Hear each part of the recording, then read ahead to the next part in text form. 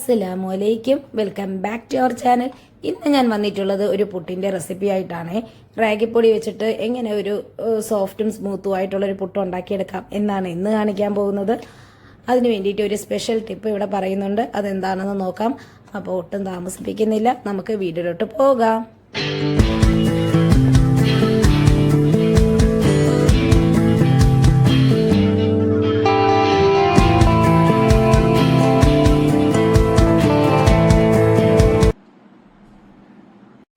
റാഗി പുട്ടുണ്ടാക്കുന്നതിനായിട്ട് ഞാനിവിടെ ഒരു 1.5 കപ്പ് റാഗിപ്പൊടിയാണ് ബൗളിൽ ഇട്ട് കൊടുക്കുന്നത്.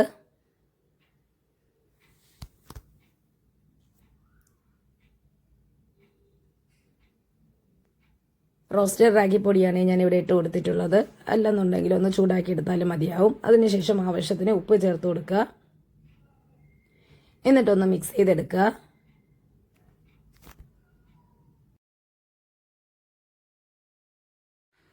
നല്ലതുപോലെ മിക്സ് ചെയ്തതിന് ശേഷം ഒരു 1/2 കപ്പ് വെള്ളം കുറേശ്ശെ ഒഴിച്ച് മാവ് ഒന്ന് കുഴച്ചെടുക്കുക.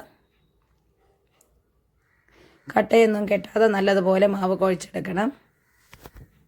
അപ്പോൾ ഞാനിവിടെ കുറേശ്ശെ വെള്ളം ഒഴിച്ച് മാവ് കുഴച്ചെടുക്കുകയാണ്.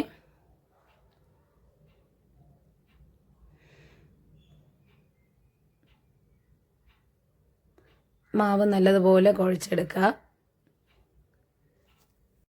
നനഞ്ഞ് കഴിയുമ്പോൾ മാവ് നല്ലതുപോലെ ഡാർക്ക് കളറാവും. ഇപ്പോൾ ലൈറ്റ് കളറല്ലേ മാവിനുള്ളത്. അപ്പോൾ നനഞ്ഞ് കഴിയുമ്പോൾ മാവ് നല്ലതുപോലെ ഡാർക്ക് ബ്രൗൺ കളറാവും. കണ്ടോ? അപ്പോൾ മാവ് നനഞ്ഞിട്ടുണ്ടെന്ന് നമുക്ക് മനസ്സിലാക്കിയെടുക്കാം. ഇതാണ് അതിൻ്റെ ഒരു ടിപ്പ്. കണ്ടോ? നല്ലതുപോലെ മാവ് നനഞ്ഞ് വന്നിട്ടുണ്ട്.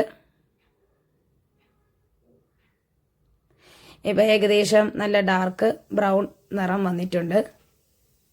ഇപ്പോൾ നമ്മൾ കൈ വെച്ച് നോക്കുമ്പം കട്ടയുണ്ടെങ്കിൽ നമുക്കൊരു മിക്സിയുടെ ജാറിൽ ഇട്ട് കൊടുത്ത് നന്നായിട്ടൊന്ന് അടിച്ചെടുക്കാം. അപ്പോൾ ഞാനിവിടെ മിക്സിയുടെ ജാറിൽ മാവ് ഇട്ട് കൊടുത്ത് ഒന്ന് ജസ്റ്റ് നല്ലതുപോലെ അടിച്ചെടുക്കുകയാണ്. അപ്പോൾ ഞാൻ മാവ് എല്ലാം ബൗളിലേക്ക് ഇട്ട് കൊടുത്തിട്ടുണ്ട്.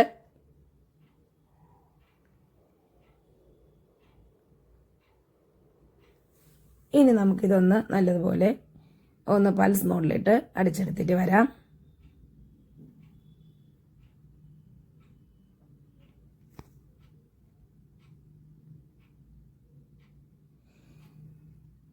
ദേ ഞാനിപ്പോൾ നല്ലതുപോലെ അടിച്ചെടുത്ത് വന്നിട്ടുണ്ട്.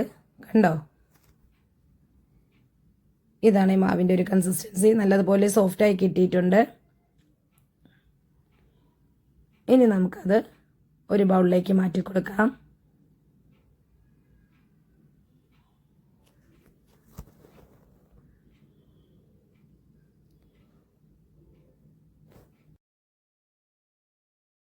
അപ്പോൾ ഞാൻ മാവെല്ലാം ബൗളിലേക്ക് മാറ്റി കൊടുത്തിട്ടുണ്ട്. ഇനി നമുക്ക് ഇത് പുട്ടുണ്ടാക്കിയെടുക്കാം.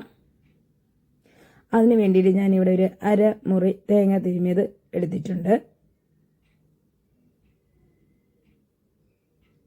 ഇനി നമുക്ക് ഇതൊന്ന് ആവി കയറ്റിയെടുക്കാം. അപ്പോൾ ഞാൻ അതിന് വേണ്ടിയിട്ടൊരു പുട്ടുകുറ്റി എടുത്തിട്ടുണ്ട്.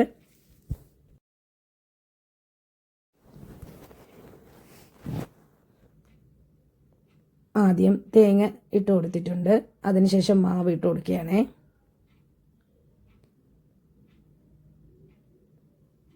അതിനുശേഷം വീണ്ടും തേങ്ങ ചേർത്ത് കൊടുക്കുന്നുണ്ട്.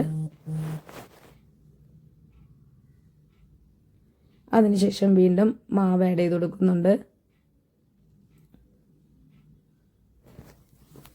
വീണ്ടും തേങ്ങ ഇട്ട് കൊടുക്കുന്നുണ്ട്.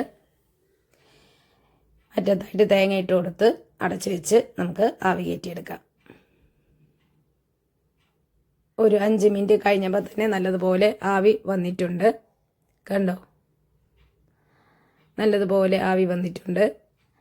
ഇനി നമുക്ക് ഇതൊന്ന് പ്ലേറ്റിലേക്ക് മാറ്റി കൊടുക്കാം. അപ്പോൾ ഞാനതൊരു പ്ലേറ്റിലേക്ക് മാറ്റി കൊടുക്കുകയാണേ. നല്ല ചൂട് പുട്ട് റെഡിയായി വന്നിട്ടുണ്ട്. കണ്ടോ? നല്ല സോഫ്റ്റ് പുട്ടാണ്, കഴിക്കാനും നല്ല ടേസ്റ്റാണ്. ചിക്കൻ കറിയുടെ കൂടെയും കടലക്കറിയുടെ കൂടെയും പഴത്തിൻ്റെ കൂടെയൊക്കെ കഴിക്കാൻ പറ്റിയ ഒരു അടിപൊളി റെസിപ്പിയാണ്. കൊളസ്ട്രോളും ഷുഗറും വെയിറ്റ് ലോസിനൊക്കെ വളരെ യൂസ്ഫുൾ ആയിട്ടുള്ളൊരു പുട്ടാണ് റാഗി പുട്ട്. അപ്പോൾ എല്ലാവരും ഒന്ന് ട്രൈ ചെയ്ത് നോക്കുക.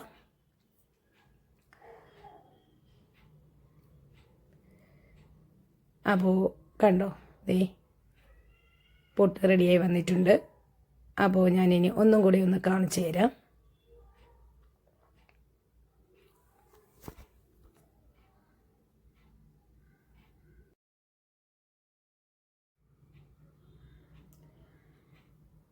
ദേ കണ്ടോ, രണ്ടാമത്തെ പുട്ട് റെഡിയായി വന്നിട്ടുണ്ട്.